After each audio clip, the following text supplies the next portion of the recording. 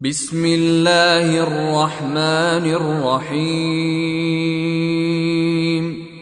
لقد كان لكم في رسول الله أسوة حسنة لمن كان يرجو الله واليوم الآخر وذكر الله كثيرا.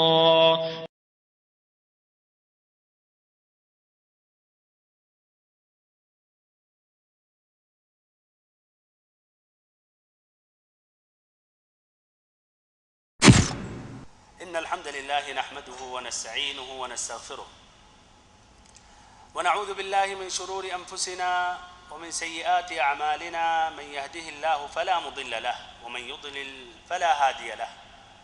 وأشهد أن لا إله إلا الله وحده لا شريك له، وأشهد أن محمدًا عبده ورسوله. أما بعد، فإن خير الحديث كتاب الله، وخير الهدي هدي محمد صلى الله عليه وسلم، وشر الأمور محدثاتها، وكل محدثة بدعة، وكل بدعة ضلالة، وكل ضلالة في النار. اللهم علمنا ما ينفعنا وانفعنا بما علمتنا وزدنا علما وهداية وتوفيقا وسدادا يا رب العالمين. اللهم ارزقنا حبك وحب نبيك وحب العمل الذي يقربنا إلى حبك. اللهم اجعلنا هداة مهتدين لا ضالين ولا مضلين. ساری تعریفیں اللہ رب العالمین کے لیے ہیں، اور مکمل ترین پورے طور پر درود و سلام اس ذات مقدسہ مبارکہ پر جن کو اللہ رب العزت نے اس دنیا میں رشد و ہدایت کے ساتھ رحمت للعالمین بنا کر بھیجا. واجب الاحترام بھائیوں، معزز ساتھیوں، عزیز بچوں اور ہماری ماؤں اور بہنوں، سابقہ درس میں نے شعب ابی طالب میں نبی صلی اللہ علیہ وسلم اور آپ کے خاندان کے ساتھ جو بائیکاٹ کیا گیا اور آپ سبھی کو محصور کیا گیا، اس کا ذکر کیا اور کہا کہ یہ حصار، یہ بائیکاٹ مسلسل 3 سال تک جاری رہا. پھر اس کے بعد آپ صلی اللہ علیہ وسلم، آپ کے خاندان بنو ہاشم، بنو مطلب باہر آئے. پھر آپ صلی اللہ علیہ وسلم حسب معمول دعوت و تبلیغ میں مشغول ہو گئے. حسب معمول اللہ کا پیغام دوسروں تک پہنچانے لگے، اللہ کا پیغام دوسروں تک پہنچانے لگے، دعوت و تبلیغ کا فریضہ انجام دینے لگے. اور ایسے ہی مشرکین بھی، کفار مکہ بھی حسب معمول وہ بھی اپنی محنت وہ جاری رکھے، وہ بھی حسب معمول مسلمانوں پر دباؤ ڈالنے لگے اور اللہ کی راہ سے دوسروں کو روکنے لگے. جہاں تک رہی بات ابو طالب کی، آپ صلی اللہ علیہ وسلم کے چچا کی، تو ابو طالب بھی نبی صلی اللہ علیہ وسلم کا مکمل ساتھ دیتے رہے، آپ کی حمایت کرتے رہے، آپ کی حفاظت کرتے رہے. بلکہ یہی نبی صلی اللہ علیہ وسلم کی وجہ سے 3 سال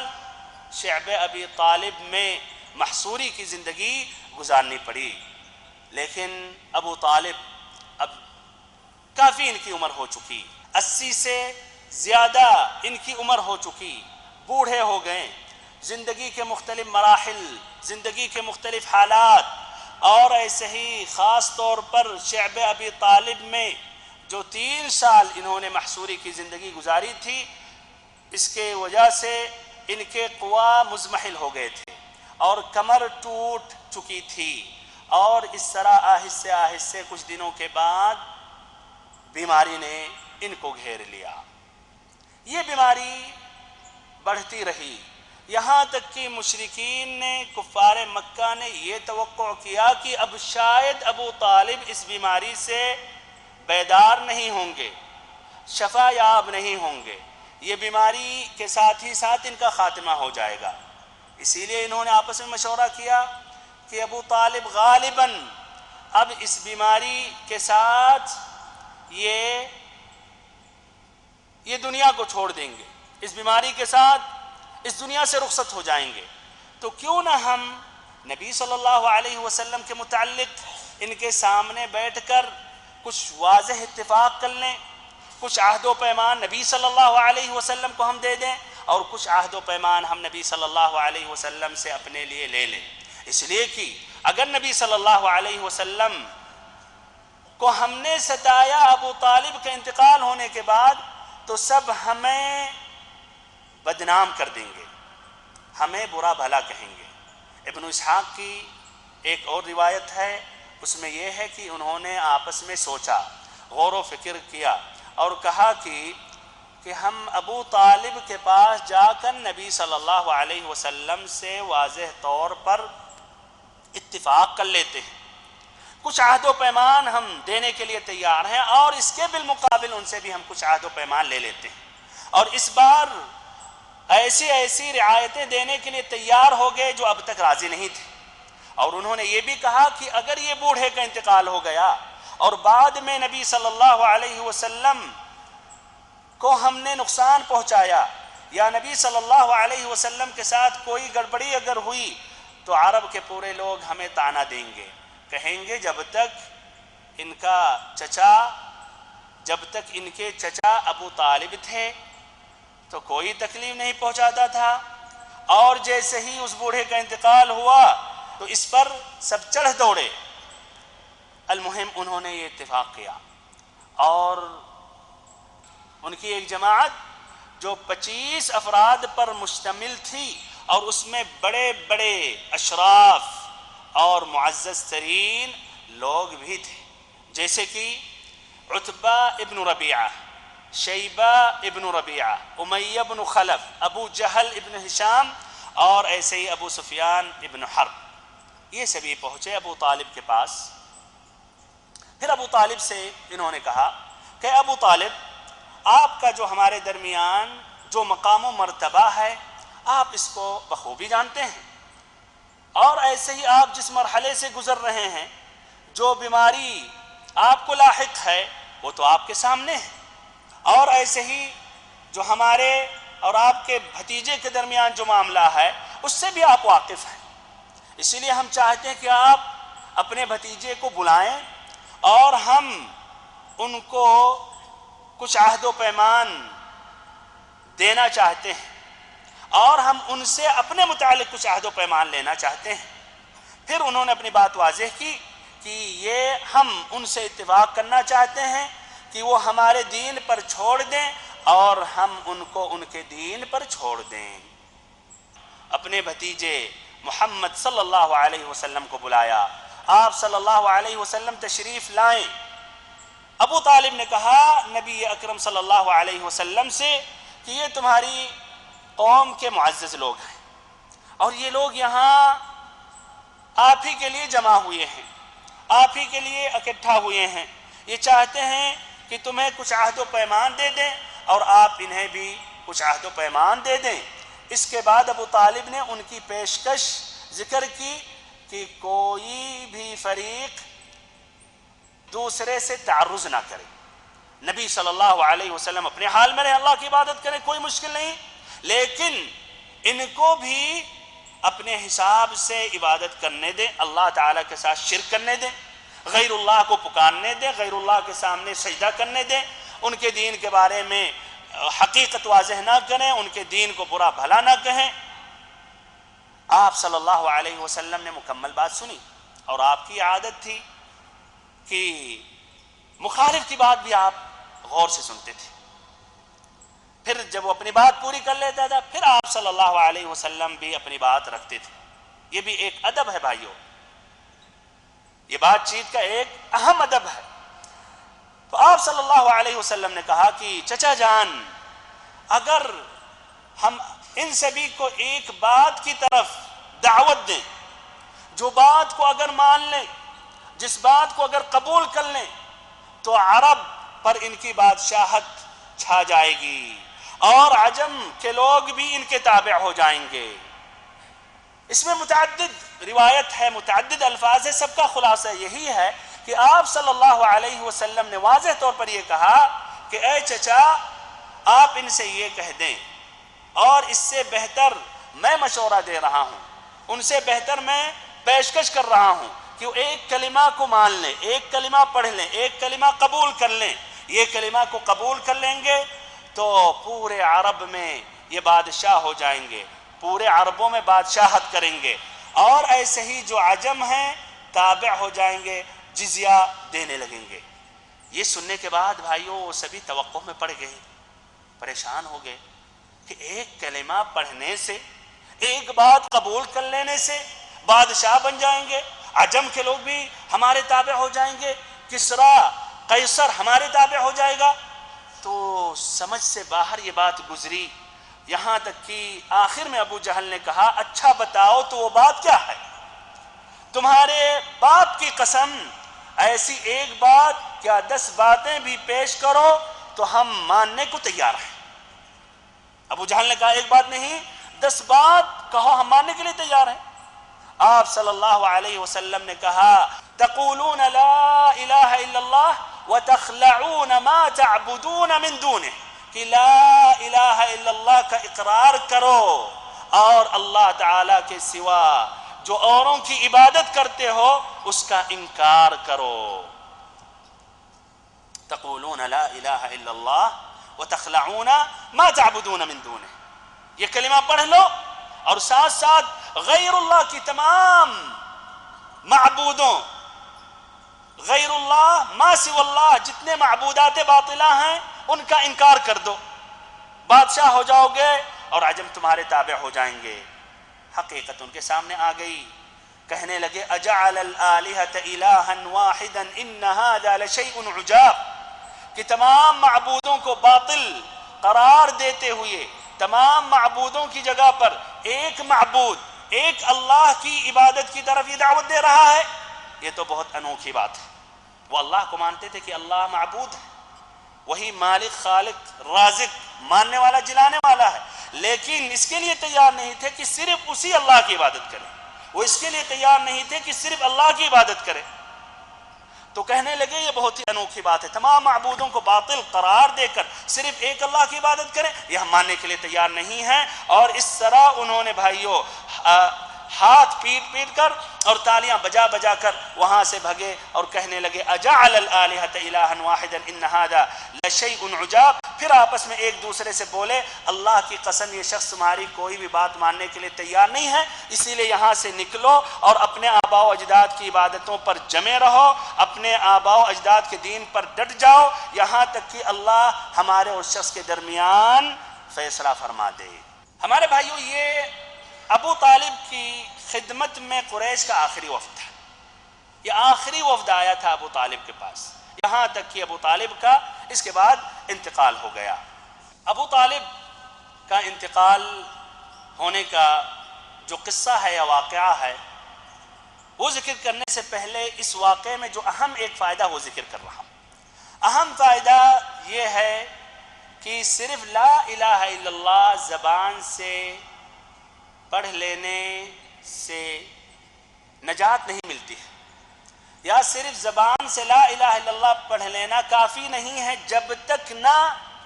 غیر اللہ، اللہ تعالیٰ کے سوا جتنے معبودات ہیں اس کا انکار کیا نہ جائے۔ پھر سے ایک مرتبہ بھائیو بہت مہم بات ہے، لا الہ الا اللہ صرف زبان سے پڑھ لینا کافی نہیں ہے، اور نہ صرف زبان سے لا الہ الا اللہ پڑھنے سے نجات حاصل ہو سکتی جب تک نہ انسان مسلمان کلمت لا الہ الا اللہ پڑھنے والا غیر اللہ کی عبادتوں کا انکار کرے کہ اللہ تعالیٰ کے سوا کوئی بھی معبود برحق نہیں ہے، نہ کوئی نبی ہے عبادت کا مستحق، نہ کوئی رسول، نہ کوئی فرشتہ، نہ کوئی ولی، نہ پتھر، نہ جانور، نہ پودے، کوئی بھی چیز۔ اور اس کی دلیل بھائیوں اسی حدیث سے، اسی واقعے سے آپ نے کیا کہا تقولون لا الہ الا اللہ وتخلعون ما تعبدون من دونه، کہ لا الہ الا اللہ کا اقرار کرو اور اللہ تعالیٰ کے سوا جو غیر اللہ کی عبادت کرتے ہو اس کا انکار کرو۔ اور لا الہ الا اللہ میں یہ معنی موجود ہے، لا الہ کوئی بھی معبود برحق نہیں ہے، تمام معبودات باطلہ کا آپ انکار کر رہے ہیں الا اللہ سوائے اللہ کے۔ اور بھائیوں صرف بتوں کی عبادت سے بچنے سے شرک کا مکمل طور پر اجتناب نہیں ہوتا ہے، یا شرک کا معنی صرف بتوں کی عبادت نہیں ہے، شرک کا معنی اسی لفظ سے واضح ہے، شرک کا معنی اللہ تعالیٰ کے ساتھ کسی کو شریک کرنا۔ شرک کا معنی کیا؟ اللہ تعالیٰ کے ساتھ کسی کو شریک کرنا، جو بھی ہو یہ۔ اور قرآن میں یہی باتیں موجود ہیں۔ اللہ تعالیٰ نے کہا وَاعْبُدُوا اللَّهَ وَلَا تُشْرِكُوا بِهِ شَيْئًا، اللہ کی عبادت کرو اور اس کے ساتھ کسی کو بھی شریک نہ ٹھہراؤ، شیئن ذرا بھی۔ ایسے ہی فرمایا رب العزت نے قُلْ تَعَالَوْا أَتْلُ مَا حَرَّمَ رَبُّكُمْ عَلَيْكُمْ أَلَّا تُشْرِكُوا بِهِ شَيْئًا۔ شیئن کا معنی کیا ہے؟ اللہ تعالیٰ نے کیوں ذکر کیا؟ کیوں نہیں کہا صرف وَاعْبُدُوا اللَّهَ وَلَا تُشْرِكُوا بِهِ شَيْئًا؟ یہ لفظ لانے کا فائدہ کیا ہے؟ اس کا معنی ہے ذرا بھی، کچھ بھی نہیں، ذرے برابر بھی اللہ تعالیٰ کے ساتھ کسی کو شریک نہ ٹھہراؤ۔ ایسے ہی صحیح امام بخاری اور مسلم کی یہ مشہور حدیث،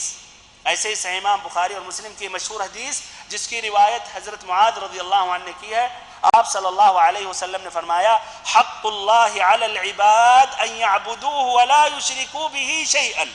اللہ تعالیٰ کا حق بندوں پر یہ ہے کہ صرف اس کی عبادت کریں اور اس کے ساتھ کسی کو بھی شریک نہ ٹھہرائیں ذرا بھی، شیئا۔ وحق العباد علی اللہ تعالی الا يعذب من لم یشرک بہ شیئا، اور رب العزت کا حق بندوں پر یہ ہے کہ جس نے اللہ تعالیٰ کے ساتھ ذرا بھی شرک نہیں کیا تو اس کو اپنے عذاب میں نہ ڈالے۔ اور بھائیو صرف زبان سے اگر لا الہ الا اللہ پڑھ لینا کافی ہوتا تو منافقین جو لا الہ الا اللہ پڑھتے تھے، اپنے زبان سے اقرار کرتے تھے، وہ جہنم کے آخری حصے میں نہیں ہوتے، جس طرح کہ رب العزت نے فرمایا ان کے بارے میں ان المنافقین فی الدرک الاسفل من النار، کہ منافقین جہنم کے آخری گڈھے میں ہوں گے، منافقین جہنم کے آخری حصے میں ہوں گے۔ ابو طالب کی وفات، شعب ابی طالب سے نکلنے کے بعد، محصوری ختم ہونے کے بعد جب ابو طالب نکلے تو بیماری لاحق ہو گئی اور ان کا اس طرح یہ مرض بڑھتا رہا اور بالآخر ان کا انتقال ہو گیا۔ شعب ابی طالب سے نکلنے کے بعد یا بائیکاٹ ختم ہونے کے 6 ماہ بعد رجب سن 10 نبوی میں ان کا انتقال ہوا، اور ایک دوسرا قول ہے کہ رمضان میں ان کا انتقال ہوا سن 10 نبوت میں۔ صحیح امام بخاری اور امام مسلم کی ایک مشہور حدیث ہے جس میں ابو طالب کی وفات کا ذکر ہے۔ سعید بن المسیب اپنے والد المسیب رضی اللہ عنہ سے روایت کرتے ہیں کہ جب ابو طالب بیمار ہوئے اور مرض الموت، فراش الموت پر تھے، نبی صلی اللہ علیہ وسلم نے ان کی زیارت کی۔ آپ صلی اللہ علیہ وسلم پہنچے ان کے پاس تو آپ نے دیکھا کہ ابو جہل بھی موجود ہے اور ایسے ہی عبداللہ ابن ابی ربیعہ۔ آپ صلی اللہ علیہ وسلم نے کہا یا عم قل لا الہ الا اللہ اشہد لک بہا عند اللہ، کہ ہمارے چچا، اے ہمارے چچا جان، لا الہ الا اللہ پڑھ لیجئے، لا الہ الا اللہ کا اقرار کر لیجئے، تاکہ یہ کلمہ کے متعلق جو آپ ابھی پڑھیں گے اللہ تعالیٰ کے سامنے حجت پیش کر سکوں کہ آپ نے لا الہ الا اللہ پڑھ لیا تھا اور آپ کی موت لا الہ الا اللہ پر ہوئی تھی۔ آپ نے جب اپنی یہ بات کہی تو ابو جہل اور عبداللہ ابن ربیعہ نے کہا اترغب عن ملت عبد المطلب، کہ ابو طالب عبد المطلب کی ملت سے رخ پھیر لوگے؟ ان کو یہ خوف تھا کہ اگر ابو طالب لا الہ الا اللہ پڑھ لیں گے تو یہ بات لوگوں میں پھیل جائے گی جس کے نتیجے میں اور لوگ اسلام میں داخل ہو جائیں گے، اس لیے ان کی بھی پوری کوشش تھی کہ لا الہ الا اللہ نہ پڑھیں، وہ عبد المطلب کے راستے پر، عبد المطلب کے دین پر، یعنی شرک کے دین پر ان کی موت واقع ہو۔ آپ صلی اللہ علیہ وسلم دہراتے رہے، کئی مرتبہ تلقین، کئی مرتبہ یہ کلمہ کہتے رہے کہ ابو طالب یہ کلمہ پڑھ لیں، اور یہ ابو جہل عبداللہ ابن ربیعہ بھی ہمیشہ یاد دلاتے رہے کہ عبد المطلب کے دین سے رخ نہیں بدلنا، عبد المطلب کے دین سے اپنے رخ کو نہیں بدلنا اور ان کے دین سے رخ کو نہیں پلٹنا۔ یہاں تک کہ آخری جملہ جو ابو طالب نے کہا وہ یہ تھا، هو على ملت عبد المطلب وابى ان يقول لا الہ الا اللہ۔ آخری جملہ انہوں نے کہا کہ وہ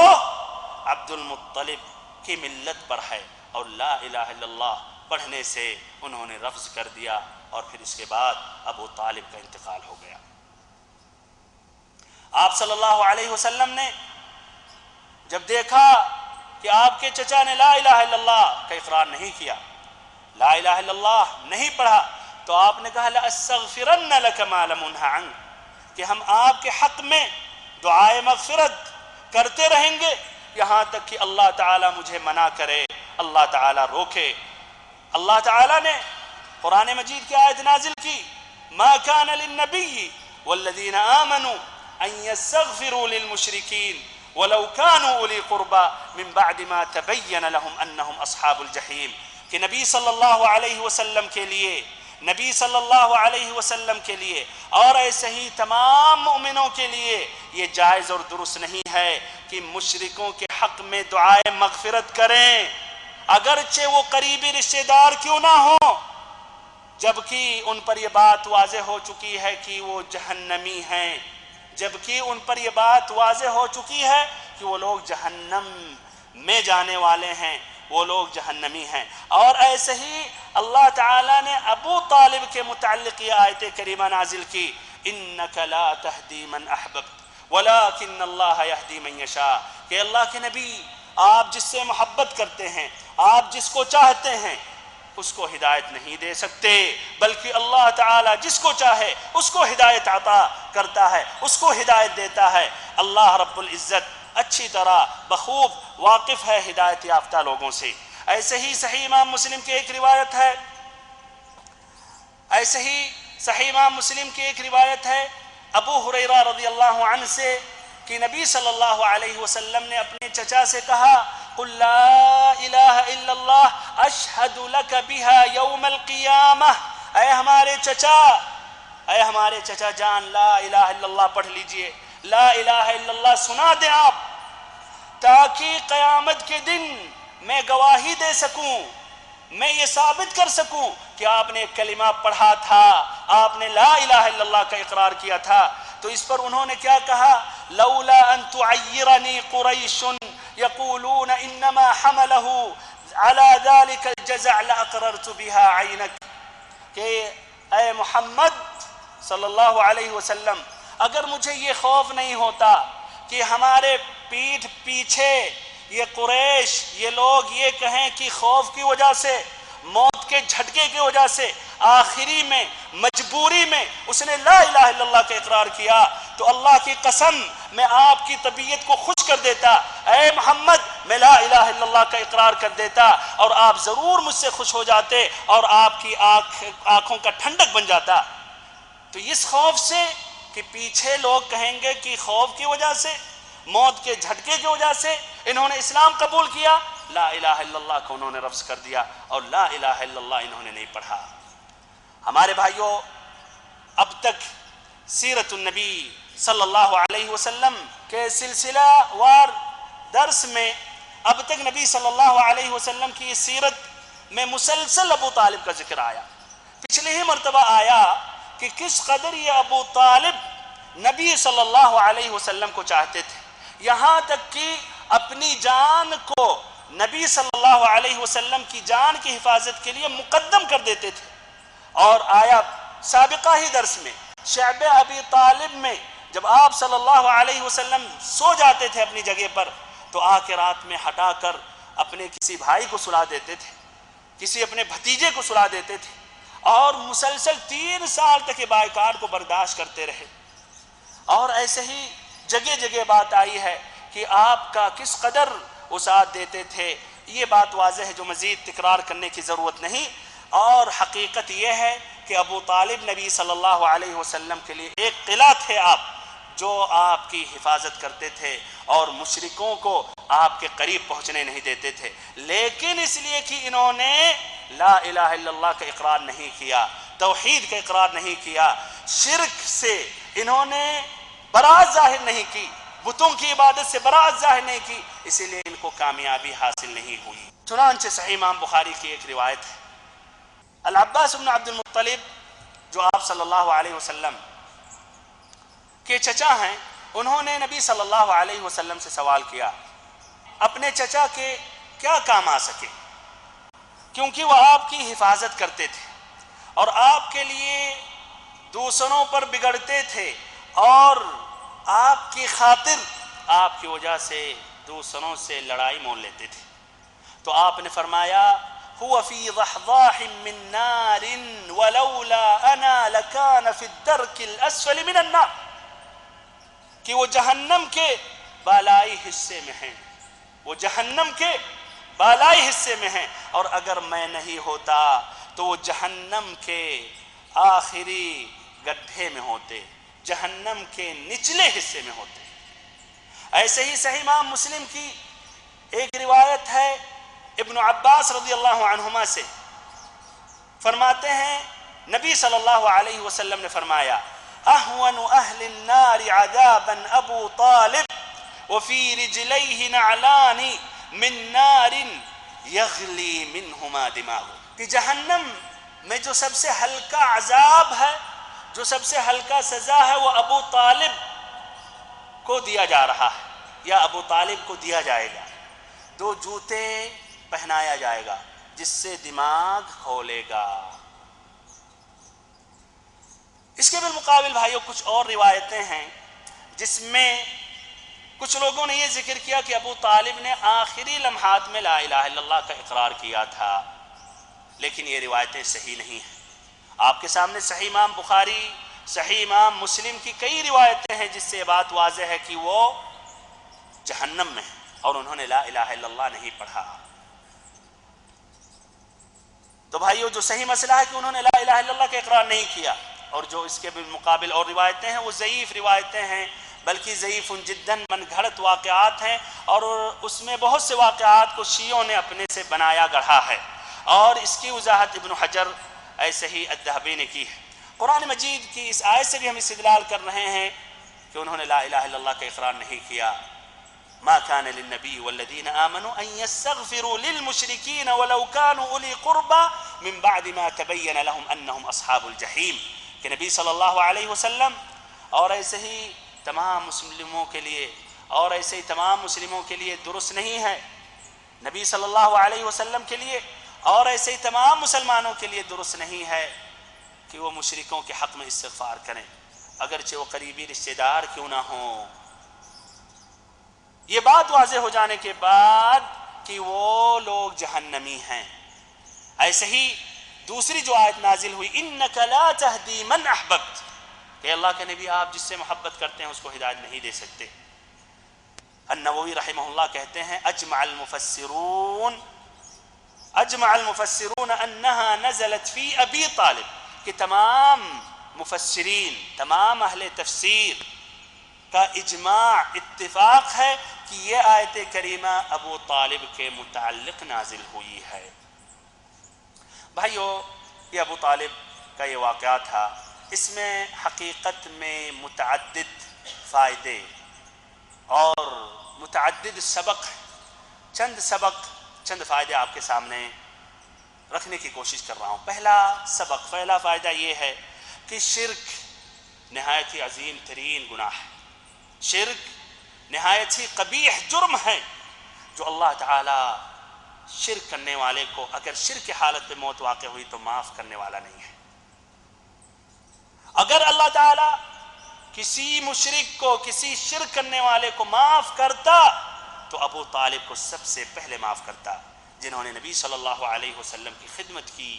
بلکہ بچپن سے پالا، بچپن سے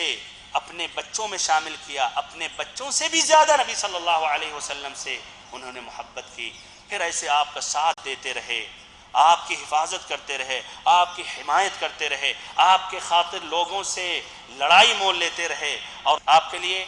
قلعہ بنے ہوئے تھے، تب بھی یہ تمام باتیں، یہ تمام اعمال، تمام خدمات کام نہیں آئے ابو طالب کے متعلق. اور اگر نبی صلی اللہ علیہ وسلم کی شفاعت اور اگر نبی صلی اللہ علیہ وسلم کی سفارش نہ ہوتی تو جہنم کے آخری حصے میں ہوتے. اللہ تعالیٰ نے فرمایا ان اللہ لا یغفر ان یشرک بہ ویغفر ما دون ذلك لمن یشاء ومن یشرک باللہ فقد افترى اثما عظیما ومن یشرک باللہ فقد ضل ضلالا بعیدا. بے شک رب العزت شرک کرنے والے کو کبھی بھی ہرگز معاف نہیں کرے گا، البتہ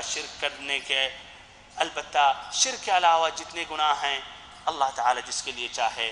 معاف کر سکتا ہے. اللہ تعالیٰ معاف کر سکتا ہے. اللہ تعالیٰ غفور الرحیم ہے. ہمارے بھائیوں، شرک کی قباحت پر ایک بات آپ کے سامنے اور رکھ رہا ہوں. آپ غور کریں کہ شرک کے متعلق اللہ تعالیٰ نے نبیوں کے ساتھ بھی شدید الفاظ استعمال کیا. اللہ تعالیٰ نے نبیوں کے ساتھ بھی سختی استعمال کی. غور کریں سورۃ الانعام کی آیتوں پر. سورۃ الانعام میں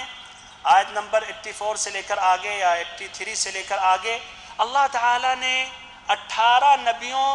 کا نام لیا، 18 نبیوں کو ذکر کیا. پھر اس کے بعد دیکھیے کس الفاظ میں، کس انداز میں اللہ نے شرک کے متعلق اللہ نے بیان کیا. فرمایا رب العزت نے وَتِلْكَ حُجَّتُنَا آتَيْنَاهَا إِبْرَاهِيمَ عَلَىٰ قَوْمِهِ نَرْفَعُ دَرَجَاتٍ مَّن نَّشَاءُ إِنَّ رَبَّكَ حَكِيمٌ عَلِيمٌ. ابراہیم کا ذکر آیا. وَوَهَبْنَا لَهُ إِسْحَاقَ وَيَعْقُوبَ كُلًّا هَدَيْنَا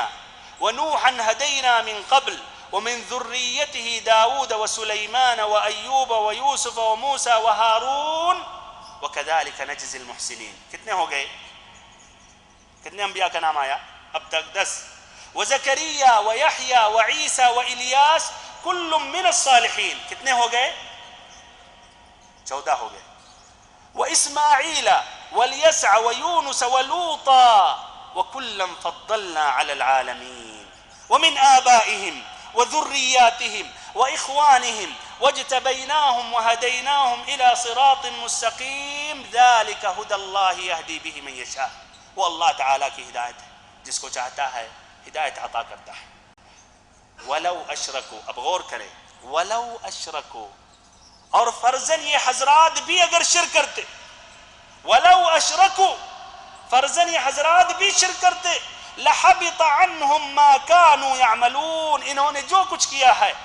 جو محنتیں کی ہیں، یہ تمام محنتیں، تمام اعمال صالحہ، تمام عبادتیں برباد ہو جاتی. اللہ تعالیٰ اکارت کر دیتا. ہمارے بھائیوں، صرف 18 نبیوں کی بات نہیں. سورۃ الزمر میں آیت نمبر 65 میں اللہ تعالیٰ نے واضح طور پر نبی صلی اللہ علیہ وسلم سے خطاب کرتے ہوئے بھی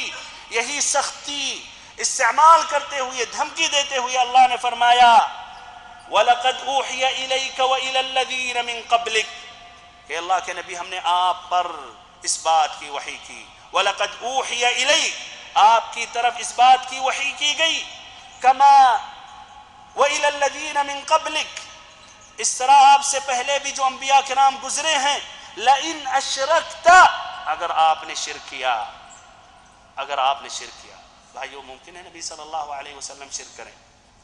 غیر ممکن ہے. تمام انبیاء، کبھی سنے ہیں کہ کوئی نبی، کسی نبی نے شرک کیا؟ اللہ تعالیٰ کے ساتھ کسی ولی، کسی نبی، کسی فرشتے، کسی پیڑ پودے کو بھی پوجا پکارا؟ ہرگز نہیں، اور ناممکن ہے. بلکہ اللہ تعالیٰ نبیوں کی حفاظت کرتا تھا نبوت عطا کرنے سے پہلے. نبی صلی اللہ علیہ وسلم کو نبوت کب ملی؟ جب آپ کی عمر 40 سال کی ہوئی. 40 سال سے پہلے کیا آپ صلی اللہ علیہ وسلم کو معلوم تھا کہ میں نبی ہونے والا ہوں؟ نہیں معلوم تھا. اسی لیے جو پہلی ملاقات ہوئی جبریل امین سے، آپ تعجب میں رہے، پریشان ہوئے، بلکہ ڈرتے ہوئے گھر لوٹے. لیکن تب بھی کیا آپ سنیں کہ نبی صلی اللہ علیہ وسلم نے اللہ تعالیٰ کے ساتھ شرک کیا نبوت ملنے سے پہلے؟ استغفر اللہ والعیاذ باللہ، ہرگز نہیں. اللہ نے آپ کی حفاظت بچپن سے کی. بلکہ یہ واقعہ بھی آپ سن چکے ہیں کہ جب بحیر الراہب سے نبی صلی اللہ علیہ وسلم کی ملاقات ہوئی اور آپ کے ساتھ آپ کے چچا ابو طالب تھے، تو بحیر الراہب نے لات و عزیٰ کی قسم کھائی تو آپ نے کہا لا تحلف باللات والعزى فإني ما أبغضت شيئا بغضا أشد من بغض اللات والعزى، کہ ہمارے سامنے لات و عزیٰ کی قسم مت کھاؤ، ہمارے نزدیک لات و عزیٰ سے زیادہ مبغوض کوئی اور چیز ہے ہی نہیں۔ جبکہ آپ اس وقت ابھی بھائیوں 12 سال کی عمر تھی، آپ کیا کہہ رہے تھے کہ لات و عزیٰ سے زیادہ مبغوض ہمارے نزدیک کوئی چیز نہیں، یعنی ان بتوں سے زیادہ مبغوض ہمارے نزدیک کوئی اور چیز نہیں ہے۔ تو اللہ تعالیٰ مکمل نبیوں کی حفاظت کرتا تھا، نبوت دینے سے پہلے بھی، نبوت سے پہلے بھی وہ شرک نہیں کرتے تھے۔ تو آپ غور کریں، تب بھی خطاب کا انداز دیکھیے، یہ وعید دیکھیے، دھمکی دیکھیے، سختی، لئن اشرکت، اگر آپ نے شرک کیا، لَيَحْبَطَنَّ عَمَلُكَ، آپ کا پورا عمل ضائع ہو جائے گا، وَلَتَكُونَنَّ مِنَ الْخَاسِرِينَ، اور آپ کا شمار ان میں ہوگا جو خسارے میں ہوں گے، جو گھاٹے میں جانے والے ہیں، جو جہنم میں جانے والے ہیں۔ ہمارے بھائیوں، انبیاء کرام سب سے چہتے بندے ہیں، اور اس میں سب سے محبوب بندے اللہ کے ہمارے اور آپ کے نبی حضرت محمد صلی اللہ علیہ وسلم ہیں۔ تو اللہ تعالیٰ کیوں آخر میں اتنے شدید الفاظ میں یہ سختی کے ساتھ یہ وعید دے رہا کہ اگر آپ نے شرک کیا، اگر یہ حضرات بھی اگر شرک کریں تو ان کا پورا اعمال ضائع ہو جائے؟ یہ کیوں بھائیوں؟ یہ نبیوں کے لیے نہیں بلکہ ہمیں اور آپ کو سمجھانے کے لیے۔ اللہ تعالیٰ کو علم ہے کہ انبیاء کرام شرک سے بری ہیں، لیکن اس میں ہمارے اور آپ کے لیے سبق ہے، ہمارے اور آپ کے لیے اس میں دھمکی اور وعید ہے کہ اگر یہ انبیاء کرام فرضاً شرک کریں، محمد صلی اللہ علیہ وسلم فرضاً شرک کریں، تو اللہ تعالیٰ ان نبیوں کو بخشنے والا نہیں ہے، حضرت محمد صلی اللہ علیہ وسلم کو بخشنے والا نہیں ہے۔ تو تم لوگ کون ہوتے ہو؟ تم لوگ کون ہوتے ہو؟ تمہاری کیا حیثیت ہے؟ تمہارا کیا مقام و مرتبہ ہے کہ اللہ تعالیٰ تمہیں شرک کرنے کے بعد بھی بخش دے؟ تو ہمارے بھائیوں، سمجھنے والی بات ہے، اور حقیقت میں اس میں عبرت ہے عقل مندوں کے لیے۔ ایسے ہی تیسری جگہ اللہ تعالیٰ نے سورۃ یونس میں فرمایا، آیت نمبر 106 میں، وَلَا تَدْعُ مِن دُونِ اللَّهِ مَا لَا يَنفَعُكَ وَلَا يَضُرُّكَ فَإِن فَعَلْتَ فَإِنَّكَ إِذًا مِّنَ الظَّالِمِينَ، کہ اللہ تعالیٰ کے سوا اوروں کو نہ پکارو جو نفع نہ پہنچا سکتے ہیں، نہ نقصان دور کر سکتے ہیں۔ اگر آپ نے ایسا کیا تو آپ کا شمار ظالموں میں ہوگا، مشرکوں میں ہوگا۔ ایسے ہی سورۃ الشعراء آیت نمبر 213 میں اللہ تعالیٰ نے فرمایا، فَلَا تَدْعُ مَعَ اللَّهِ إِلَٰهًا آخَرَ فَتَكُونَ مِنَ الْمُعَذَّبِينَ، اللہ تعالیٰ کے ساتھ اوروں کو مت پکارو، اوروں کو نہ پکارو، اس لیے کہ جو اوروں کو پکارے گا وہ عذاب میں جائے گا۔ ایسے بھائیوں، یہ بھی بات واضح کرنا مناسب سمجھتا ہوں کہ شرک صرف بتوں کی عبادت کا معنی نہیں ہے، شرک کا معنی صرف بتوں کی عبادت نہیں ہے، بلکہ شرک کا معنی اللہ تعالیٰ کے ساتھ غیر اللہ جو بھی ہو، ملک ہو، فرشتہ ہو، نبی ہو، رسول ہو، ولی ہو، انسان ہو، جانور ہو، پتھر ہو، پودا ہو، درخت ہو، جو بھی ہو، اس کو شریک کرنا ہے۔ اللہ تعالیٰ کے ساتھ اگر غیر اللہ کو کسی نے شریک کیا اللہ کے افعال میں یا عبادات میں تو مشرک ہے۔ پھر سے ایک مرتبہ، جو اللہ تعالیٰ کے ساتھ غیر اللہ کو شریک کرے، جو اللہ تعالیٰ کے ساتھ کسی کو بھی شریک کرے، چاہے اللہ کے افعال میں یا عبادات میں، تو مشرک ہے۔ اللہ تعالیٰ کے افعال، جیسے کہ اللہ تعالیٰ یہ دنیا کا نظم و نسق چلاتا ہے، وہی روزی دیتا ہے، وہی مارتا ہے، وہی جلاتا ہے، وہی بارش نازل کرتا ہے، وہی اولاد دیتا ہے۔ اب اگر کوئی یہ عقیدہ رکھے پیران پیر بھی اگر چاہے تو اولاد دے دیں، تو اللہ تعالیٰ کے افعال میں غیر اللہ کو شریک کرنے کا معنی ہوا۔ تو اللہ تعالیٰ کے افعال میں غیر اللہ کو شریک کیا گیا، پیران پیر کو اللہ کے برابر سمجھا گیا، اللہ کے فعل میں پیران پیر کو بھی برابر حصے دار ساجی سمجھا گیا، تو وہ شخص مشرک ہوگا، شرک اکبر، جس سے ہمیشہ ہمیشہ کے لیے جہنم میں ہوگا اگر مرنے سے پہلے اس نے توبہ نہیں کیا۔ ایسے ہی عبادات میں، عبادات جیسے نماز، رکوع، سجود، بیت اللہ الحرام کا حج، دعا، نذر و نیاز، جانور ذبح کرنا، بیت اللہ الحرام کا طواف کرنا، اب یہ جو عبادتیں ہیں اگر کسی شخص نے غیر اللہ کے لیے ادا کیا، غیر اللہ کے لیے جانور ذبح کیا، غیر اللہ کے لیے سجدہ کیا، کسی پیر کے لیے، کسی قبر کے لیے، کسی انسان کے لیے، کسی حضرت کے لیے، کسی جن کے لیے، تو اس نے اللہ تعالیٰ کے ساتھ شریک کیا۔ تو بھائیو، شرک کا معنی صرف بتوں کی عبادت پر منحصر نہیں ہے، شرک کی عبادت کا معنی صرف بتوں کی عبادت نہیں ہے، بلکہ اللہ تعالیٰ کے ساتھ کسی کو شریک کرنا، چاہے اللہ کے افعال میں یا عبادات میں، یہ شرک ہے۔ دوسرا فائدہ بھائیو یہ ہے، ضرور ایک سوال یہ ذہنوں میں ابو طالب کے واقعے سننے کے بعد آتا ہے کہ ابو طالب نے کلمہ نہیں پڑھا اور اسی پر ان کی موت واقع ہوئی، اس میں حکمت کیا ہے؟ ہمارے بھائیوں، ہمیں یہ جاننا چاہیے کہ ہر چیز میں حکمت ہے، لیکن کوئی ضروری نہیں ہے کہ ہم ان حکمتوں کو ہم جانیں یا ان حکمتوں سے ہم واقف ہو جائیں، لیکن ہمارا ایمان اور عقیدہ ہونا چاہیے کہ اللہ رب العزت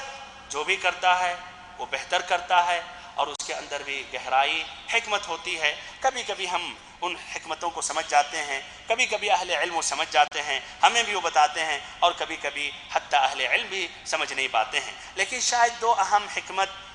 یہ ہے کہ ابو طالب کی موت کفر پر ہوئی۔ پہلی حکمت یہ واضح کرنے کے لیے کہ ہدایت دینا یہ نبی صلی اللہ علیہ وسلم کا کام نہیں ہے، یعنی ہدایت دلوں میں ڈالنا یہ نبی صلی اللہ علیہ وسلم کے اختیار میں نہیں ہے، نبی صلی اللہ علیہ وسلم کے بس میں نہیں ہے کہ ہدایت دلوں میں ڈال دیں۔ آپ کا کام یہ ہے کہ ہدایت پر بلائیں، آپ کا کام یہ ہے کہ ہدایت کی طرف لوگوں کو دعوت دیں، ہدایت لوگوں کے سامنے رکھیں، لیکن آپ کے اختیار میں نہیں ہے کہ یہ ہدایت کو دلوں میں ڈالیں، بلکہ اللہ تعالیٰ کے اختیار میں۔ وَلَٰكِنَّ اللَّهَ يَهْدِي مَن يَشَاءُ۔ اور اگر نبی صلی اللہ علیہ وسلم کے اختیار میں نہیں ہے کہ لوگوں کے دلوں میں ہدایت ڈال دیں، تو بدرجہ اولا اور لوگوں کے اختیار میں نہیں ہے، اور اہل علم کے اختیار میں نہیں ہے، اور ایسے ہی دعات اللہ جو دعوت و تبلیغ کا فریضہ انجام دیتے ہیں ان کے اختیار میں نہیں ہے۔ اس کے بعد یہ بات واضح ہو جانی چاہیے کہ کچھ جو اپنے ولیوں کی کرامتوں کے بارے میں جو واقعات خرافات ذکر کرتے ہیں بطور کرامات، وہ بالکل باطل اور جھوٹ ہے۔ جس طرح کی ایک ولی کے بارے میں ایک کہہ رہے تھے کہ ہمارے جد امجد کی کرامتوں میں سے ایک کرامت یہ تھی کہ اگر ان کی نظر کسی ہندو پر پڑ جاتی تھی تو مسلمان ہو جاتا تھا، لا الہ الا اللہ پڑھ لیتا تھا۔ اسی لیے جب ہندو نکلتے تھے ہمارے جد امجد کے سامنے تو وہ پردہ لگا کے، یعنی برقع نقاب پہن کر نکلتے تھے۔ ہمارے بھائیوں، یہ ممکن ہے؟ اللہ تعالیٰ کہہ رہا انک لا تہدی من احببت، اے ہمارے حبیب، آپ جس سے محبت کرتے ہیں اس کو ہدایت نہیں دے سکتے، بلکہ اللہ تعالیٰ جس کو چاہے اس کو ہدایت دے۔ اور یہاں ان کے جد امجد نظر بس پڑ رہی ہے کہ مسلمان ہو جا رہے ہیں۔ ماشاء اللہ تبارک اللہ، ایسے اگر ایک ولی وجود میں آ جائیں تو ایک سال کے اندر، اب اس لیے انٹرنیٹ کے ذریعے اور ایسے ہی مختلف جگہوں پر پہنچنا اب آسان ہے، پلین کے ذریعے، اور ہم سب ٹکٹ بھی دینے کے لیے تیار ہیں۔ ہاں بھائیو، تیار رہیں گے یا نہیں؟ ہر ملک کے لیے، ہر میں سے اگر ہم میں سے ہر کوئی ایک ملک کا ٹکٹ دے دے تو خلاص بس 2 دن کا سفر کریں، بس جا کے وہاں مارکیٹ میں، یونیورسٹیوں میں چکر لگائیں اور لوگوں سے بس ملاقات کریں، 1 سال کے اندر پورے لوگ مسلمان ہو جائیں۔ ان کے سامنے سبحان اللہ انبیاء کرام، رسول علیہم الصلاۃ فیل ہیں۔ وہ رسول علیہم الصلاۃ جو مارے گئے، پیٹے گئے، بلکہ ان میں سے کتنے انبیاء کرام کو قتل بھی کیا گیا۔ بہرحال بھائیو، تو حکمت ایک یہی ہے، یہ واضح کرنے کے لیے کہ ہدایت دینا یہ نبی صلی اللہ علیہ وسلم کے اختیار میں نہیں ہے، نہ ایسے ہی نبی صلی اللہ علیہ وسلم کے علاوہ اور انسانوں کے اختیار میں ہے، بلکہ ہدایت دینا یہ اللہ کے اختیار میں ہے۔ دوسرا فائدہ، دوسری حکمت کہ ابو طالب کی موت کفر پر ہوئی، وہ یہ ہے تاکہ یہ غلط فہمی نہ ذہنوں میں آئے کہ ابو طالب کی وجہ سے یہ نبی صلی اللہ علیہ وسلم کی دعوت مکمل ہوئی یا کامیابی تک پہنچی، تاکہ بھائیو ذہنوں میں غلط فہمی نہ واقع ہو کہ ابو طالب ہی کی وجہ سے نبی صلی اللہ علیہ وسلم کی دعوت کامیاب ہوئی اور اگر ابو طالب نہ ہوتے تو نبی صلی اللہ علیہ وسلم کی دعوت مکمل نہیں ہوتی۔ اللہ تعالی یہ واضح کرنا چاہ رہا واللہ اعلم بالصواب کہ اللہ تعالی کی توفیق ہے، اللہ تعالی کی مدد ہے، اللہ تعالی کی اعانت ہے، اللہ تعالی یہ نبی صلی اللہ علیہ وسلم کی دعوت کو کامیاب کر کے رہے گا۔ ایسے ہی اس لیے یہ بھی غلط فہمی دور ہو جائے کہ نبی صلی اللہ علیہ وسلم کی دعوت خاندانی دعوت نہیں ہے، نبی صلی اللہ علیہ وسلم کی رسالت صرف قریش کے لیے یا اپنے خاندان کے لیے یا اپنے خاندان کے افراد کے لیے بس نہ تھی، بلکہ تمام لوگوں کے لیے اللہ نے آپ کو رسول بنا کر بھیجا۔ وَمَا أَرْسَلْنَاكَ إِلَّا كَافَّةً لِلنَّاسِ بَشِيرًا وَنَذِيرًا کہ اللہ کے نبی ہم نے آپ کو تمام لوگوں کے لیے كَافَّةً لِلنَّاسِ تمام بغیر استثناء تمام لوگوں کے لیے رسول بنا کر بھیجا ہے، خوشخبری دینے کے لیے، ڈرانے کے لیے۔ ایسے ہی فرمایا وَمَا أَرْسَلْنَاكَ إِلَّا رَحْمَةً لِلْعَالَمِينَ اے اللہ کے نبی ہم نے آپ کو ہم نے آپ کو سارے جہانوں کے لیے یا سارے جہانوں میں رحمت بنا کر بھیجا ہے۔ تو آپ صلی اللہ علیہ وسلم کی رسالت تمام لوگوں کے لیے، یعنی آپ کی رسالت ایک ہندو پر فرض ہے کہ وہ قبول کرے اور آپ کو اپنا رسول مانے، ایک عیسائی، ایک کرسچن، ایک عیسائی، ایک یہودی، ایک مجوسی، ایک بے دین، تمام لوگوں کے لیے نبی صلی اللہ علیہ وسلم رسول بنا کر بھیجے گئے۔ نہ مانے دوسری بات ہے، نہ مانے وہ اپنے آپ کو خسارے میں ڈال رہے ہیں، لیکن آپ صلی اللہ علیہ وسلم ان کے لیے بھی رسول بھیجے گئے ہیں۔ اور بھائیو عیسائی کہتے ہیں کہ اللہ کے نبی محمد یہ رسول ہیں، لیکن ان کی رسالت صرف عربوں میں تھی، یعنی صرف عربوں کے لیے رسول بنا کر بھیجے گئے ہیں۔ اور یہ نہایت ہی بری طرح پھر پھنس گئے جب انہوں نے یہ بات کہی، اس لیے کہ یہ رسول جس کو مان رہے کہ رسول ہے، وہ کہتے ہیں ہاں ہم مانتے ہیں وہ رسول ہیں، اللہ نے بھیجا تھا، لیکن آگے کہتے ہیں صرف عربوں کے لیے۔ تو ہم کہتے ہیں کہ چلیے آپ اتنا تو مانتے ہیں، آدھی بات تو مانتے ہیں کہ وہ اللہ کے رسول تھے، بعد کی بات ہے کہ وہ صرف عربوں کے لیے تھے یا غیر عربوں کے لیے بھی تھے۔ آپ مانتے ہو کہ اللہ کے رسول تھے؟ ہاں مانتے ہیں۔ تو وہ رسول نے یہ بھی کہا ہے کہ میں صرف عربوں کے لیے نہیں بھیجا گیا ہوں، میں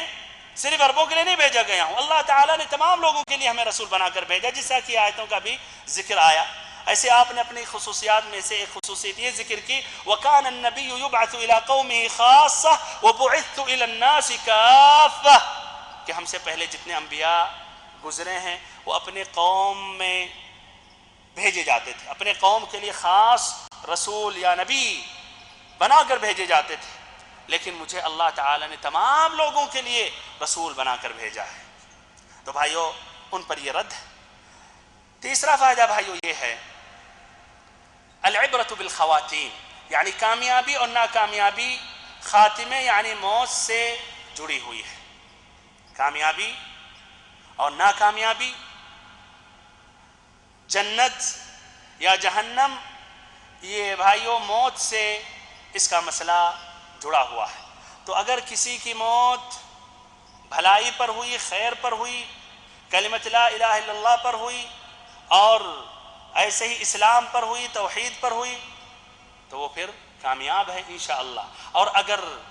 اس کی موت شرک پر ہوئی، کفر پر ہوئی،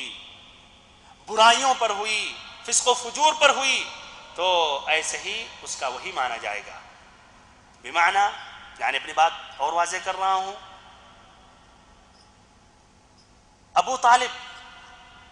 زندگی بھر مشرک رہے، اگر وہ آخری وقت میں لا الہ الا اللہ پڑھ لیتے تو جنتی ہو جاتے یا نہیں؟ ہو جاتے۔ تو 80 سال برس یا لا الہ الا اللہ پڑھنے سے پہلے جو بھی انہوں نے اعمال کیا، شرک کیا، وہ تمام وہ گناہ معاف ہو جاتے اور لا الہ الا اللہ پر خاتمہ ہوتا۔ اور یہی دیکھا جاتا کہ وہ مسلمان ہو کر مرے، یہ نہیں دیکھا جاتا کہ نہیں 80 سال تک مشرک تھے، کفر میں لت پت تھے، بتوں کی عبادت کرتے تھے، طواف کرتے تھے، سجدہ کرتے تھے۔ تو بھائیو ایک مسلمان کو ہمیشہ برابر ڈرتے رہنا چاہیے، ڈرتے رہنا چاہیے کہ ایسا نہ ہو اس کی موت شر پر، برائی پر، کفر پر، شرک پر ہو۔ اسی لیے نبی صلی اللہ علیہ وسلم بھائیو برابر مسلسل اللہ تعالیٰ سے یہ دعا کرتے رہتے تھے، یا مقلب القلوب ثبت قلبی علی دینک۔ یہ ترمذی اور نسائی کی روایت ہے کہ اے دلوں کو پھیرنے والے، اے دلوں کو پھیرنے والا، ہمارے دل کو اپنے دین پر ثابت رکھ۔ ایسے ہی ابن مسعود رضی اللہ عنہ کی ایک حدیث ہے جس کی روایت امام بخاری امام مسلم کرتے ہیں۔ اس حدیث کے آخری میں ہے ان احدکم لیعمل بعمل اہل الجنہ حتی ما یکون بینہ وبینہا الا ذراع فیسبق علیہ الکتاب فیعمل بعمل اہل النار فیدخلہا۔ کہ کچھ ایسے بھی لوگ ہوتے ہیں جو پوری زندگی اللہ کی عبادت میں لگاتے ہیں، گزارتے ہیں، اللہ کی عبادت ہی میں لگے ہوتے ہیں، جب ایک ہاتھ کا فاصلہ یعنی آدھا میٹر باقی رہتا ہے اس میں اور جنت میں، تو پھر وہ اہل نار جہنمیوں کا راستہ اختیار کر کے جہنمیوں کا کام کرنے لگتے ہیں، پھر اس کے بعد اسی پر موت واقع ہوتی ہے، اسی پر ان کا خاتمہ ہوتا ہے اور جہنم میں داخل ہو جاتے ہیں۔ اور اس کے بالمقابل کچھ ایسے ہوتے ہیں وَإِنَّ أَحَدَكُمْ لَيَعْمَلُ بِعَمَلِ أَهْلِ النَّارِ حَتَّى مَا يَكُونُ بَيْنَهُ وَبَيْنَهَا إِلَّا ذِرَاعٌ فَيَسْبِقُ عَلَيْهِ الْكِتَابُ فَيَعْمَلُ بِعَمَلِ أَهْلِ الْجَنَّةِ فَيَدْخُلَهَا۔ کچھ ایسے بھی ہیں جو برائی کرتے رہتے ہیں اور شرک بھی کرتے رہتے ہیں، کفر بھی کرتے رہتے ہیں، پھر جب ایک ہاتھ باقی رہتا ہے یعنی آدھا میٹر تقریباً باقی رہتا ہے ان میں اور جہنم کے درمیان، اللہ تعالیٰ توفیق دے دیتا ہے، راہ حق پر آ جاتے ہیں، اسلام پر آ جاتے ہیں، کلمہ توحید پر آ جاتے ہیں، اللہ کی عبادت کرنے لگتے ہیں، پھر اسی پر موت واقع ہوتی ہے، اسی پر ان کا خاتمہ ہوتا ہے۔ عصیری میں ایک جلیل القدر صحابی ہیں جن کا نام عمرو بن ثابت، یہ بنو عبد الاشہل خاندان کے ایک مشہور فرد تھے۔ کافی کوشش کی گئی ان کے ساتھ کہ اسلام قبول کریں، اسلام انہوں نے نہیں قبول کیا۔ غزوہ احد میں جب نبی صلی اللہ علیہ وسلم اپنے ساتھیوں کے ساتھ میدان جنگ میں نکلے، عصیرم کو اللہ نے توفیق دی، لا الہ الا اللہ پڑھ کر ننگی تلوار لے کر وہ بھی میدان جنگ میں داخل ہو گیا اور پھر لڑتے رہا یہاں تک کہ اس کو مشرکین نے قتل کر دیا۔ اور پھر نبی صلی اللہ علیہ وسلم تک یہ بات جب پہنچائی گئی تو آپ نے کہا انہو لمن اہل الجنہ، کہ یہ جنتی ہے، جبکہ ایک سجدہ بھی اس نے اللہ تعالیٰ کے لیے نہیں کیا۔ لا الہ الا اللہ پڑھنے کے بعد لڑا اور پھر شہید ہو گیا، بغیر ایک سجدہ کیے ہوئے اللہ تعالیٰ اس سے راضی ہو گیا اور اللہ تعالیٰ خوش ہو گیا اور اس کو جنت میں داخل کر دیا۔ یہ مسند امام احمد کی یہ ایک صحیح روایت ہے۔ یہ تیسرا فائدہ تھا۔ چوتھا فائدہ اس واقعے میں بھائیو یہ ہے کہ آباء و اجداد کے راستے اور ان کے طریقوں کی تقلید، اتباع یا ان کے راستوں پر جم جانا بے حد انسان کے لیے مضر ہے۔ اگر وہ شریعت کے موافق نہیں چل رہے ہیں تو آباء و اجداد کی تقلید کرنا ایک انسان کے لیے بے حد مضر ہے۔ تیسرا فائدہ بھائیو کیا کہ ایک انسان کے لیے آباء و اجداد کی تقلید کرنا، اگر وہ نبی صلی اللہ علیہ وسلم کی شریعت پر نہیں ہیں، وہ حق پر نہیں ہیں، تو یہ بے حد مضر ہے، بے حد نقصان دینے والی چیز ہے۔ ایک اہم جو شبہ تھا کافروں کا، مشرکوں کا، اور یہ شبہ عام تھا تمام مشرکوں کا، یہ شبہ ایک عام تھا تمام مشرکوں کا اپنے انبیاء اور رسول کے ساتھ، کہ جب بھی وہ انبیاء کرام، وہ رسول علیہم السلام کہتے تھے کہ ایک اللہ کی عبادت کرو، ایک اللہ کی عبادت کرو اور یہ شرک سے توبہ کرو، تو کیا کہتے تھے؟ انا وجدنا آباءنا علی امہ وانا علی آثارہم مقتدون، انا وجدنا آباءنا علی امہ وانا علی آثارہم مہتدون، کہ ہم نے اپنے آباء و اجداد کو ایک راستے پر پایا، ہم انہی کی اقتداء کرتے رہیں گے، یا ہم بھی انہی کی طرح ہدایت پر ہیں۔ اس لیے ابن القیم رحمہ اللہ نے کہا وما علی العبد اضر من ملک العادات له وما عارض الكفار الرسل الا بالعادات المستقرة الموروثة لهم عن الاسلاف الماضيين، کہ سب سے زیادہ نقصان دہ چیز جو ہے ایک انسان کے لیے وہ آباء و اجداد کی تقلید، آباء و اجداد کے رسم و رواج کو ترجیح دینا۔ یہی آفت بھائیو آج بھی ہمارے معاشرے میں پایا جاتا ہے۔ جب بھی ہم کسی بھی مسلمان بھائی کو ہم نصیحت دیتے ہیں، شرک سے کہتے ہیں توبہ کرو، بدعتوں سے توبہ کرو، تو سب سے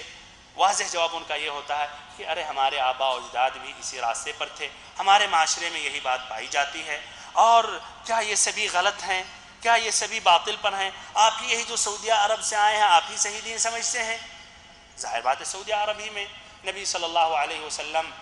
پیدا ہوئے، یعنی مکہ میں، اور پھر مدینہ میں پہنچے، تو ظاہر بات ہے یہاں کے لوگ اوروں سے بہتر دین سمجھ رہے ہیں۔ بہرحال لیکن یہ شبہ اس طرح وہ پیش کرتے ہیں بھائیوں، جو یہ شبہ ایک قدیم ہے، اور یہی شبہ کی وجہ سے یہی آباء و اجداد کی تقلید، یہی آباء و اجداد اور اپنے لوگوں کے رسم و رواج کو ترجیح دیتے ہوئے بہت سے لوگ حق سے، ہدایت سے محروم ہیں۔ ایک اہم سبق بھائیوں اس میں یہ ہے کہ جہنم کا عذاب نہایت ہی شدید اور سخت ہے۔ اللہ تعالی ہم سبھی کو جہنم سے بچائے، اے رب العالمین ہم سبھی کو جہنم سے بچا، اے اللہ، اے رب العزت، اے رب العالمین ہم سبھی کو جہنم کے آگ سے بچا، اے اللہ، اے رب العالمین، اے رب العزت ہم سبھی کو جہنم کے آگ سے بچا۔ یہ عذاب بھائیو نہایت ہی سخت اور شدید ہے۔ غور و فکر کریں، ابو طالب کے بارے میں آیا کہ یہ سب سے ہلکا عذاب جہنم میں انہی کو ملے گا، سب سے ہلکا عذاب۔ 2 جوتے پہنائے جائیں گے جس سے دماغ کھولے گا، یہ سب سے ہلکا ہے۔ ہمارے بھائیوں، ہمیں اس کے بعد گھمنڈ یا غرور نہیں کرنا چاہیے کہ ہم نے تو لا الہ الا اللہ پڑھ لیا، محمد الرسول اللہ کا اقرار کر لیا، نبی صلی اللہ علیہ وسلم کو ہم نے اپنا رسول مان لیا، اگر اس کے بعد جہنم میں بھی گئے تو ہمیشہ ہمیش کے لیے تو نہیں رہیں گے۔ ہمارے بھائیوں، ایک جھٹکا جہنم میں،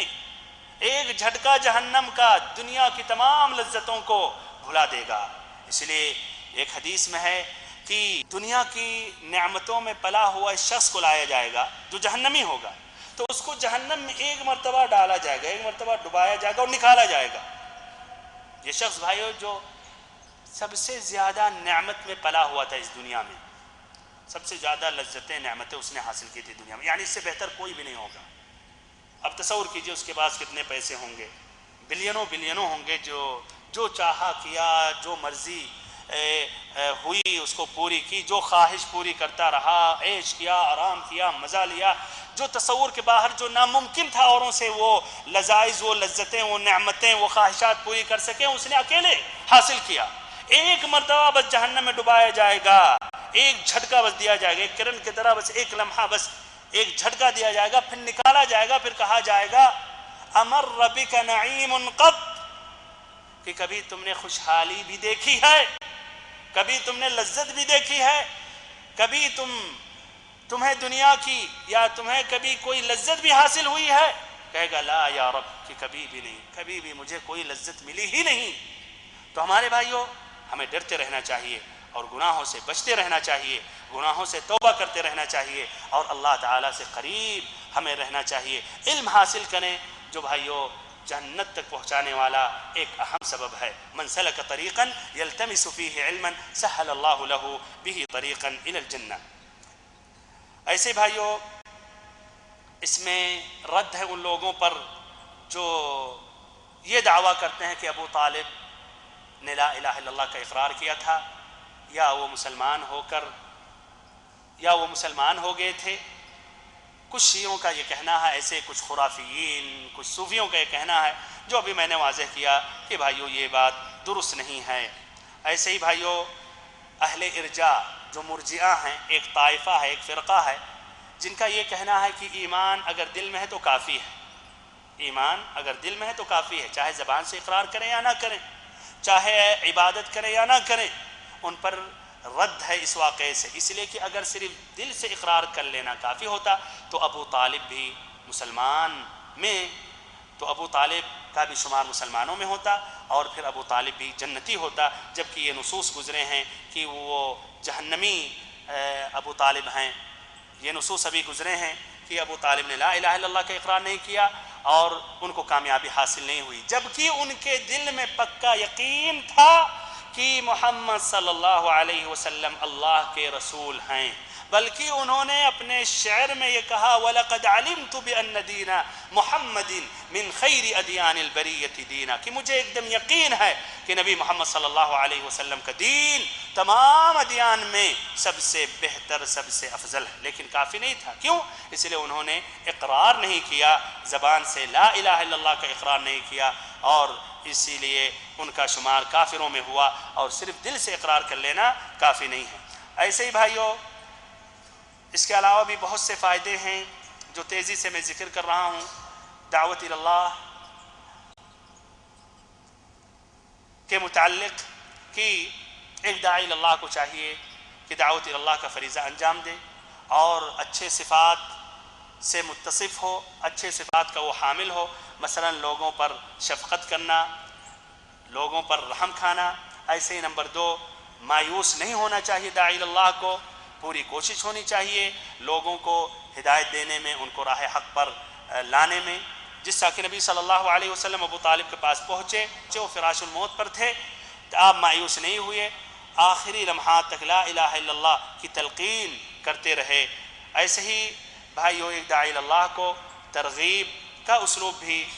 استعمال کرنا چاہیے، لوگوں کو بشارت، خوشخبریاں بھی دینی چاہیے، اور ایسے جو اجر و ثواب اللہ تعالیٰ نے مرتب کیا ہے مختلف اعمال، مختلف عبادتوں پر، اس کو وضاحت کرنی چاہیے۔ ایسے بھائیو جائز ہے ایک مسلمان کے لیے کہ ایک کافر یا مشرک کی عیادت کرے، اس کی زیارت کرے، اگر یہ لالچ ہے، یہ امید ہے کہ شاید وہ اسلام قبول کر لے۔ ایسے ہی بھائیو غلط ساتھیوں سے، برے دوستوں سے ہمیں دور رہنا چاہیے، برے ساتھیوں سے دور رہنا چاہیے۔ ابو طالب واللہ اعلم شاید وہ آخری وقت میں لا الہ الا اللہ کا اقرار کر لیتے، لیکن ابو جہل اور عبداللہ بن ربیعہ کی وجہ سے انہوں نے جو حمیت، جاہلی حمیت کو ابھارا اور کہا عبد المطلب کا راستہ چھوڑ دو گے، ان کی ملت سے اپنا رخ پھیر دو گے، اس کی وجہ سے ان کا خاتمہ بالسوء ہوا۔ اور شاید واللہ اعلم کہ اگر وہ دونوں نہ ہوتے تو شاید لا الہ الا اللہ پڑھ لیتے۔ تو ہمارے بھائیوں ایسے برے ساتھیوں سے جو دینی مجلسوں سے روکتے ہیں، جو دین سے ان کا تعلق نہیں ہوتا ہے، مسجدوں سے تعلق نہیں ہوتا ہے، ان کا تعلق دنیا داری سے صرف ہوتی ہے، فلموں سے ہوتی ہے، گانوں سے ہوتی ہے، اور ایسے ہی فسق و فجور والی مجلسوں سے ہوتی ہے، اس سے بھائیو آپ ان لوگوں سے دور رہیں، ورنہ اپنے ساتھ وہ بھی آپ کو گھسیٹ سکتے ہیں اور جہنم تک پہنچا سکتے ہیں۔ خاصتاً یہ نوجوانوں کے لیے میں اس بات کی تاکید کروں گا، ہمارے جو شباب ہیں، نوجوان ہیں، بلکہ بچے ہیں، کہ اچھے لوگوں کی رفاقت اختیار کریں، اور دوستوں کی بھائیو گہری تاثیر ہوتی ہے انسان پر، استاد سے زیادہ، گھر سے زیادہ، والدین سے بھی زیادہ تاثیر دوستوں کی ہوتی ہے۔ تو ہماری یہ بھائیو ایک گزارش ہے، یہ ایک نصیحت ہے کہ آپ اچھے لوگوں کی رفاقت، اچھے لوگوں کے ساتھ اٹھیں بیٹھیں، ان کو اپنا دوست بنائیں۔ ایسے بھائیو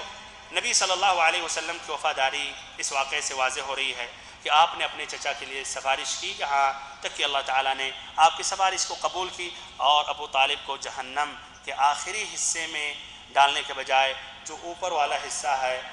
اس میں ان کو رکھا۔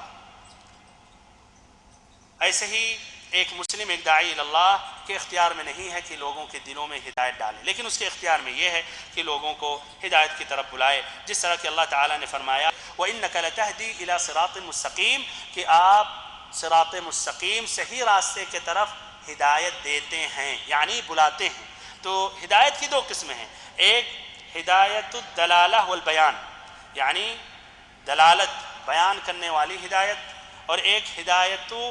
التوفیق، ایک ہدایت ڈال دینے والا دلوں میں۔ تو پہلی جو قسم ہے یہ ہر انسان کے اختیار میں ہے کہ ہدایت کی طرف لوگوں کو بلائے، لیکن اس کے اختیار میں نہیں ہے کہ ہدایت دلوں میں ڈال دے۔ تو اس میں بھائیو تسلی ہے مسلمان کے لیے، ہر داعی اللہ کے لیے، کہ جب وہ کوشش کرتا ہے اپنے گھروں میں، اپنے رشتہ داروں میں، اپنے دوستوں میں، اور اس کے بعد پھر جھٹلا دیتے ہیں، مانتے نہیں ہیں اور قبول نہیں کرتے ہیں، تو اس کو یقین کرنا چاہیے اور اس کو خوش ہونا چاہیے کہ اس نے اپنا کام پورا کیا، اور ہدایت دینا یہ تو اللہ کے اختیار میں ہے، اور اگر کوشش کرتا رہے گا تو انشاءاللہ اللہ تعالیٰ اس کو کامیاب کرے گا۔ ایسے بھائیو موت کے وقت شہادتین کی تلقین کرانا یہ بھی سنت ہے. اگر آپ کسی آدمی کے پاس پہنچ رہے ہیں جو آثار موت ظاہر ہو رہے ہیں تو آپ اس کو نہایت ہی اچھے انداز میں، مشفقانہ انداز میں، نرمی کے ساتھ لا الہ الا اللہ کہیں تاکہ وہ اقرار کرے یا وہ لا الہ الا اللہ آپ کے پیچھے پڑھ لے. اس لیے حدیث میں ہے من کان آخر کلامہ من الدنیا لا الہ الا اللہ دخل الجنہ، جس کا آخری کلام اس دنیا میں لا الہ الا اللہ ہوگا وہ جنت میں داخل ہو جائے گا. ایسے ہی بھائیوں، اور یہ آخری فائدہ ہے، مشرکوں اور کافروں کے لیے استغفار، دعائے مغفرت کرنا درست اور جائز نہیں ہے، یہ حرام ہے. اللہ تعالیٰ سے آخری میں دعا کرتا ہوں کہ اللہ تعالیٰ ہم سبھی کو اس کلمہ حق لا الہ الا اللہ پر قائم اور دائم رکھے. اللہ تعالیٰ ہم سبھی کو کلمہ حق لا الہ الا اللہ پر قائم اور دائم رکھے. اے دلوں کو پھرانے والے، ہمارے دلوں کو اسلام پر پھیر دے، لا الہ الا اللہ پر پھیر دے. ہم کو جب تک زندہ رکھ، اسلام کی حالت میں زندہ رکھ، اور جب ہماری موت آئے تو ایمان پر آئے، اور ہم سبھی کو زندگی کے آخری لمحات میں لا الہ الا اللہ محمد رسول اللہ پڑھنے کی توفیق دے. وصلی اللہ وسلم وبارک وانعم علی عبدک ورسولک محمد.